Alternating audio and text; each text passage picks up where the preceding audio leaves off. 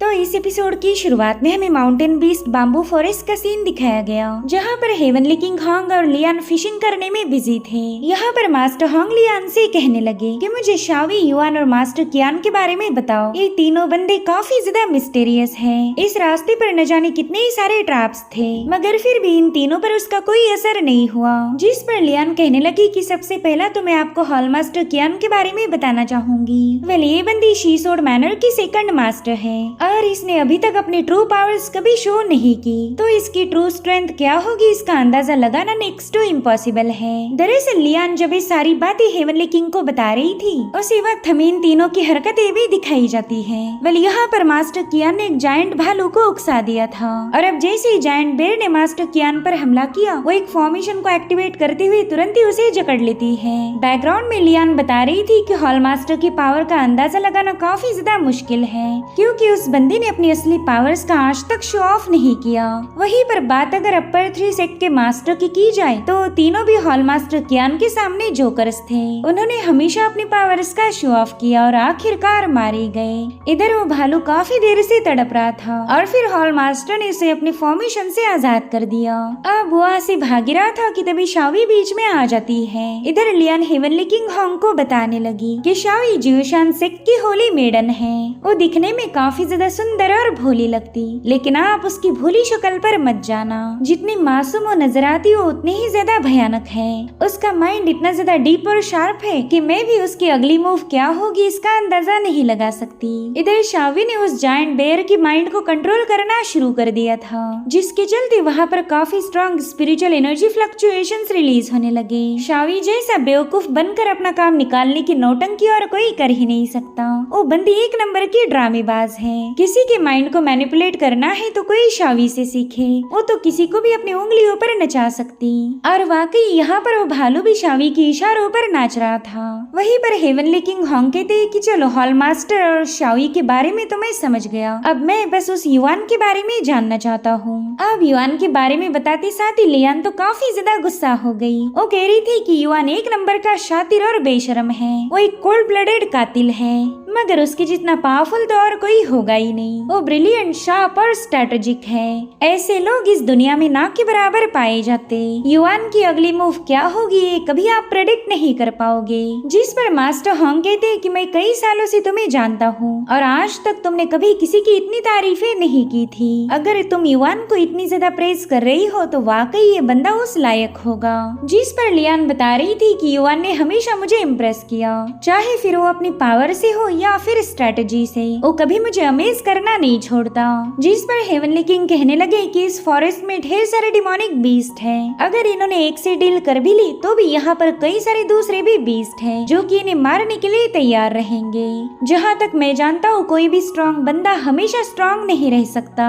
और इस जंगल के बीस्ट की एक खासियत है, जो बंदा ज्यादा प्राउड और ताकतवर हो ऐसे जीनियस को मारना इन बीस्ट को काफी ज्यादा पसंद आता। और उतने में एक बड़े से परिंदे ने एक जायंट फिश का शिकार किया। हेवनली किंग कह रहा था कि इसी तरह से ये तीनों भी घायल होने वाले हैं। इन तीनों को एक बात समझ आ जानी चाहिए कि हमने हमेशा नेचर को फॉलो करना चाहिए। जब भी हम कुदरत के खिलाफ जाएंगे तब सिर्फ तबाही मचेगी। जहाँ तक मैं इन तीनों को समझ पा रहा हूँ ये लोग काफी ज्यादा पावरफुल हैं, लेकिन उतने ही बड़े बेवकूफ। वेल, इधर ये तीनों कई सारे बीस्ट को मारने के बाद आराम फरमा रहे थे और जितने भी बीस्ट जिंदा बचे थे वो इन तीनों की सेवा करने लगे। वेल, यहाँ पर युआन ने स्पाइडर्स को वेटर का काम दिया था और वहीं पर जायंट भालू माइनिंग में बिजी था।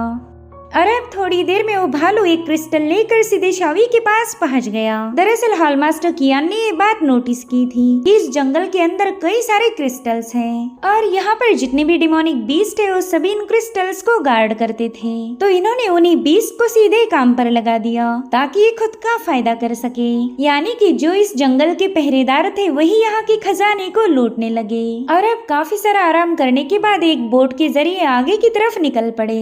उतने में ही लेक लेक के अंदर जो थंडर ड्रैगन था वो भी उनके सामने अपीयर हो गया और वो ड्रैगन भी युआन के लिए थंडर स्टोन लेके आया था। जिसके बाद ये लोग स्पिरिचुअल गार्डन में पहुंच जाते हैं जहाँ पर कई सारे हर्ब्स थे। तो ये लोग उन हर्ब्स को लेकर एक बहुत ही डरावने इलाके में पहुंच गए। वेल इस जगह पर काफी भयानक वर्म्स थे जो कि इन्हें देखते साथ ही जमीन से बाहर आ गए। खैर ये वर्म्स भी इन लोगों पर अटैक नहीं करते बल्कि इन्होंने भी अपने सारे क्रिस्टल इन तीनों के हवाले कर दिए। और यही सब देखकर हेवनली किंग होंग काफी ज्यादा भड़क गए। वो कह रहे थे कि ये तो मेरे डिवाइन बीस्ट फॉरेस्ट को लूट रहे हैं। जिस पर लियान कहने लगी कि यहाँ पर एक बैड न्यूज है और एक गुड न्यूज है। आपके पास जितने क्रिस्टल थे उसमें से 70% तो इन तीनों ने हासिल कर लिए और गुड न्यूज ये है कि इन्होंने अपनी सारी ट्रायल्स को पास कर लिया। जिस पर होंग कह रही थी कि हाँ बिल्कुल इन्होंने अर्थ एंड हेवन गेट को पार किया है जो कि अपने आप में ही एक बहुत बड़ी कामयाबी मानी जाती। मगर इन्होंने काफी बिंदास्त होकर एक्शन लिए। एक शातिर और पावरफुल वॉरियर हमेशा अपनी प्रोफाइल को लो रखता है मगर इन तीनों में इतना घमंड है कि बिल्कुल इन्हें किसी से डर नहीं लगता और ऐसे लोग ज्यादा दिन सरवाइव नहीं कर पाते।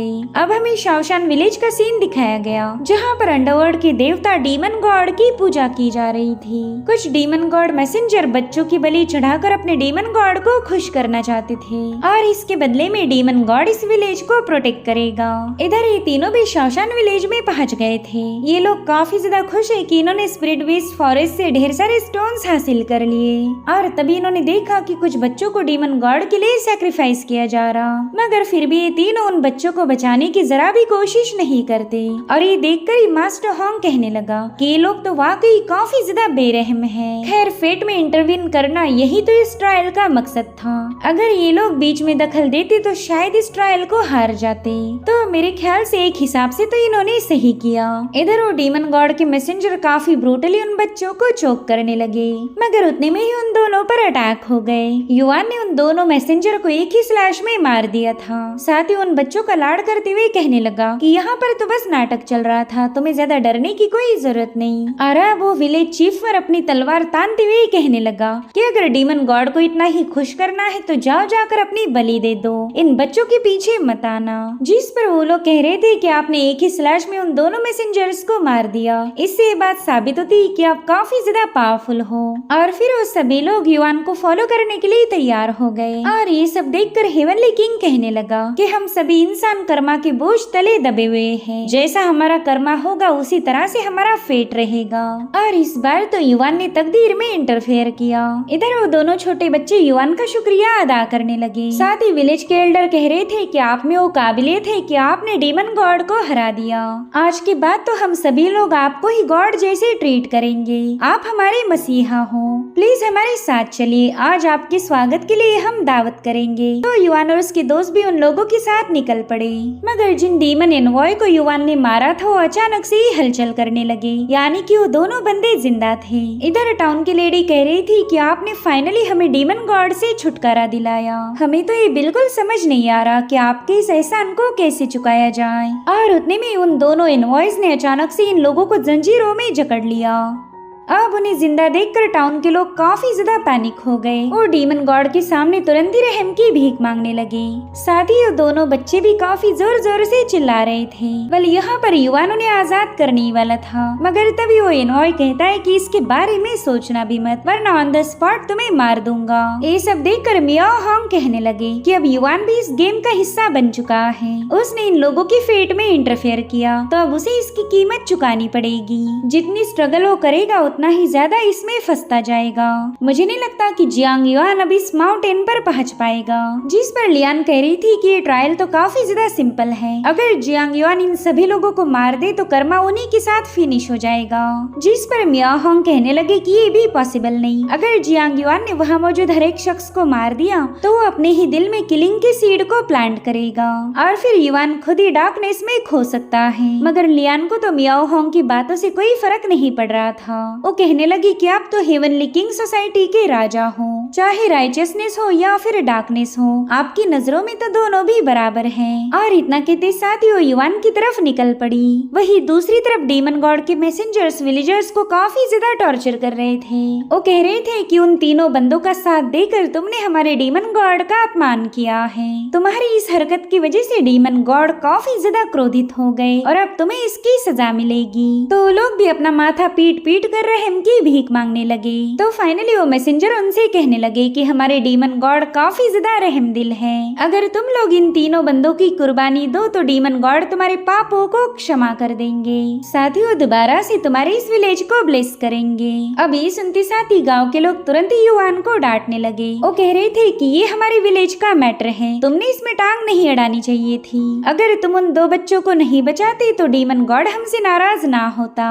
ये देखकर शावी युआन से कहने लगी कि यहाँ पर तो रहम दिली एक गुनाह है। थोड़ी देर पहले ये लोग हमें गॉड बनाने की बातें कर रहे थे और इतनी जल्दी हमारे खिलाफ हो गए। उतने में एक बंदी रोते हुए युआन से कहने लगी कि अगर तुम तीनों अपनी जान दे दो तो हमारे सारे लोग बच जाएंगे। अगर तुम वाकई रहमदिल हो तो हम पर रहम दिखाओ। साथ ही उनमें से एक बंदा कहने लगा कि हमारे विलेज में 28 लोग हैं, अगर तुम अकेले भी जान दो तो भी डीमन गॉड खुश हो जाएगा और फिर हम सभी 28 लोग बच सकते हैं। और अब वो सभी लोग युआन के सामने अपना माथा पीट कर कहने लगे कि प्लीज खुद को सैक्रिफाइस करो। उतने में इलियान वहाँ पर पहुँच जाती है। वो वहाँ आते साथ ही युआन को बताने लगी कि ये दुनिया काफी ज्यादा बेरहम है, यहाँ पर तुम जितने अच्छे होंगे उतना ही तुम्हारा फायदा उठाया जाएगा। ये लोग थोड़ी देर पहले तुम्हें अपना गॉड बनाना चाहते थे और अब ये लोग चाहते हैं कि तुम उनके लिए सैक्रिफाइस हो जाओ, लेकिन मेरे ख्याल से तुमने इन लोगों की बातों में नहीं आना चाहिए। तुम्हारे पास काफी शार्प ब्लेड है, तो क्यों ना उसी का इस्तेमाल करके इन सब का खात्मा कर दो। ये मरेंगे और इनके साथ इनका कर्मा भी चला जाएगा। जो सुनते साथ ही युआन ने फटाफट से अपनी तलवार को बाहर निकाल लिया, मगर उसने तलवार तो अपने ही गले पर लगा ली थी, जो देखकर लियान काफी ज्यादा शॉक हो गई। युआन कह रहा था कि मैं खुद को सैक्रिफाइस करने के लिए तैयार हूँ, लेकिन मैं मरा तो मेरा टाइशॉन टावर जरूर से मेरी मौत का बदला लेगा। हो सकता है कि वो पूरे के पूरे टाउन को ही वाइप आउट कर दे। अब ये सुनकर उस विलेज के लोग काफी ज्यादा परेशान हो गए। तभी युआन एक बंदे को अपनी सोर्ड थमाते हुए कहने लगा कि क्यों ना तुम में से कोई एक बंदा खुद को सैक्रिफाइस करे, वो भी मरेगा और मैं भी मरूंगा, और हो सकता है कि फिर टाइशॉन टावर के लोग तुम्हें बख्श दे। मगर वो लोग तो बिल्कुल भी मरने के लिए तैयार नहीं थे। वो तो एक दूसरे की तरफ युआन की सोर्ड को पास करने लगे। युआन कह रहा था कि तुम में से बस एक को अपनी जान देनी है और बाकियों की जान ऑटोमेटिकली बच जाएगी, लेकिन तुम्हारी हालत देखकर ही पता चल रहा कि तुम में से कोई भी मरना नहीं चाहता, तो क्यों ना मैं खुद होकर ही तुम में से किसी एक बंदे को पिक करूं। और अब उसने अपनी तलवार एक बूढ़े आदमी पर पॉइंट की। वो युआन से कह रहा था कि ना तुम मुझे मार नहीं सकते, मैं इस विलेज का चीफ हूँ, अगर मैं ही मारा गया तो पूरा विलेज बर्बाद हो जाएगा। तो युआन ने दूसरे बंदे पर सोर्ड पॉइंट की। वो बंदा कह रहा था कि अगर मैं मारा गया तो मेरे बच्चे अनाथ हो जाएंगे, जिस पर युआन कह रहा था कि अरे तुम उनकी फिक्र मत करो, मैं खुद उन्हें गोद ले लूंगा। और अब युआन ने सीधे अपनी सोर्ड से उस पर स्ट्राइक हिट कर दी, मगर वो बीच में ही रुक गया था। उस बंदे से कहने लगा कि अरे वाह, तुम लोग तो काफी अच्छे से नौटंकी कर लेते हो। अब ये सुनकर वो बंदा थोड़ा सा चौंक गया। वो कहता है कि ये बात आपको कैसे पता चले कि यहाँ पर सब नाटक चल रहा। तो युआन उसे बताने लगा कि एक बाप अपने बच्चों को बचाने के लिए किसी भी हद तक जा सकता, चाहे उसे अपनी जान ही देनी क्यों न पड़ जाए, मगर वो पीछे नहीं हटेगा। सो ये थी तुम्हारे नौटंकी की पहली गलती। दूसरी गलती की है डीमन गॉड के मैसेंजर्स ने। ये लोग कह रहे थे कि वो डीमन गॉड के फॉलोअर हैं, लेकिन इन्होंने सनसेट कल्ट के कपड़े पहने। साथ ही युआन ने उन दोनों बच्चों को भी आजाद किया। वो कह रहा था कि तीसरा फॉल्ट है इन बच्चों में, इनकी ओवर एक्टिंग काफी ज्यादा थी। जैसे मैं यहाँ पर आया उसी वक्त मैं समझ गया था कि यहाँ पर एक ड्रामा चल रहा। वेल युआन की स्मार्टनेस को देखकर मियाओ हांग भी काफी ज्यादा इम्प्रेस हो गए। इधर युआन इन लोगों से कह रहा था कि अगर इस नौटंकी का मालिक मैं होता तो तुम सभी के ओवर एक्टिंग के पैसे काट लेता। जो सुनते साथ ही वो बंदा सीधे युआन के पाँव में गिर गया। उससे कह रहा था हेवनली किंग युआन, प्लीज हमें माफ कर दीजिए, दरअसल ये ह्यूमन ट्रायल थी जिसे आपने पास कर लिया। साथ ही वहाँ मौजूद हर एक बंदा युआन को 9 हेवनली किंग कहते हुए बधाइयाँ देने लगा। युआन को तो पता ही नहीं था कि ये कोई ट्रायल होगी। तभी वो बंदा उसे बताने लगा कि हेवनली किंग सोसाइटी के कुछ रूल्स हैं, जिसके अकॉर्डिंग 9वां हेवनली किंग बनने के लिए आपको 3 ट्रायल्स को पास करना होगा, जिसे trial of haven, trial of earth और ट्रायल ऑफ ह्यूमन कहा जाता। और आपने तो तीनों ट्रायल्स को क्लियर कर दिया। आप तो वाकई काफी महान शख्स हो। तब युआन ने भी अपनी सोड को म्यान में वापस रख दिया। वो दिल ही दिल में सोच रहा था कि इस ट्रायल का तो मैं समझ गया, लेकिन पहली 2 ट्रायल्स मैंने कब पास की इसकी तो मुझे खबर भी नहीं लगी। और अब अगले सीन में हम देख पाते हैं कि मियाओ होंग ने एक टोकन सीधे युआन के हवाले किया। वो युआन से कह रहे थे कि आज के बाद तुम 90 हेवनली किंग हो, अब मुझे इजाजत देना। जिस पर युआन कह रहा था बस हेवनली किंग बनने के बाद क्या सिर्फ मुझे ये टोकन मिलेगा? मुझे तो लगा था कि मुझे हेवनली किंग का एक कॉस्ट्यूम भी दिया जाएगा, साथ ही मेरे लिए बढ़िया सी दावत भी ऑर्गेनाइज की जाएगी। जिस पर मियाओ होंग कहते हैं कि बच्चे ज्यादा सपने मत देखो, तुम ऑलरेडी एक हेवनली किंग बन चुके हो, अब इससे ज्यादा भला तुम्हें और क्या ही चाहिए। और हाँ, अगर तुम्हें पैसों की जरूरत पड़ी तो ये शाओ से मांग लेना। तुमसे पहले जितने भी 9 हेवन किंग थे उन सभी के फाइनेंस का ध्यान ये शाओ ने ही रखा था, तो आज के बाद ये बंदा तुम्हारा भी हिसाब किताब रखेगा। उतने में ही जियांग युआन उनसे पूछने लगा कि सीनियर, क्या आप मुझे बता सकते हो कि आपने अपने ट्रायल्स को कैसे पास किया था? जिस पर मियाओ होंग कहते हैं कि अरे वाह, तुमने तो काफी अच्छा सवाल पूछा। अगर तुम चाहते हो कि मैं उसका जवाब दूं तो पहला तुम्हें मेरे एक सवाल का जवाब देना पड़ेगा। जब तुम्हारी ह्यूमन ट्रायल हुई थी उसी वक्त तुम समझ गए थे कि यहाँ पर कोई नौटंकी चल रही, लेकिन अगर वो नौटंकी ना होकर सच्चाई थी तब तुम क्या करते? जिस पर युआन कह रहा था कि आपने तो काफी अच्छा सवाल पूछा। तभी मियाओ होंग उससे कहते कि तुम्हें इसका जवाब देने की कोई जरूरत नहीं और ना ही मैं तुम्हारे सवाल का जवाब दूंगा। खैर, तुम अपनी जिम्मेदारियों को अच्छे से निभाना और अब मुझे यहाँ से निकलना होगा। इतना कहते साथ ही मियाओ होंग वहाँ से रवाना हो गए। वहीं पर लियान तुरंत ईशाओ के पास पहुँच गई। उससे पूछती कि बताओ हम कितना पैसा खर्च कर सकते। आफ्टर ऑल मेरा दोस्त युआन 9th हेवनली किंग बना है, तो उसके लिए थोड़ा बहुत खजाना तो रखा ही होगा। और उसके इस सवाल को सुनते साथ ही ईशाओ की हंसी छूट गई। इसी के साथ एपिसोड यहीं पर एंड हो जाता है। Thank you so much for watching. Bye bye, take care.